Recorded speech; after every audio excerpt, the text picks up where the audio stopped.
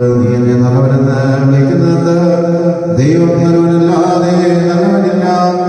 ജീവനുള്ള പ്രവേശിക്കുവാൻ നീ ആഗ്രഹിക്കുന്നുവെങ്കിൽ കൽപ്പനകളെ ആചരിക്കാൻ പറഞ്ഞു. അവനവനോട്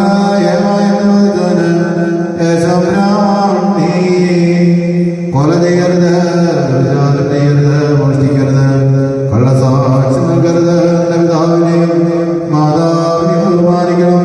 നീ നിന്നെ എന്ന പോലെ തന്നെ സ്നേഹിക്കണം എന്നിവ തന്നെ എന്ന് പറഞ്ഞു. ആ യുവാവിനോട് ഇവയെല്ലാം ഞാൻ എന്റെ ബാല്യം മുതൽ തന്നെ ആദരിച്ചു വരുന്നു, പിന്നെ എനിക്ക് എന്താണ് കുറവുള്ളതെന്ന് ചോദിച്ചു. യേശുവിനോട് പൂർണ്ണനാകുവാൻ നീ ആഗ്രഹിക്കുന്നെങ്കിൽ ചെന്ന് നിന്റെ സമ്പാദ്യം വിറ്റ് ദരിദ്രന്മാർക്ക് കൊടുക്കുക, നിനക്ക് സ്വർഗത്തിൽ നിക്ഷേപമുണ്ടാകും. നീ എന്റെ പിന്നാലെ വരികയും ചെയ്യുക. നാലായി വളരെ സമ്പന്നവനായതുകൊണ്ട് ഈ വചനം കേട്ട് ദുഃഖിച്ചുകൊണ്ട് പോയി. യേശുനാഥനേശന്മാരോട് പറഞ്ഞു, ധനവാൻ സ്വർഗരാജ്യത്തിൽ പ്രവേശിക്കുന്നത് പ്രയാസമാകുന്നില്ല.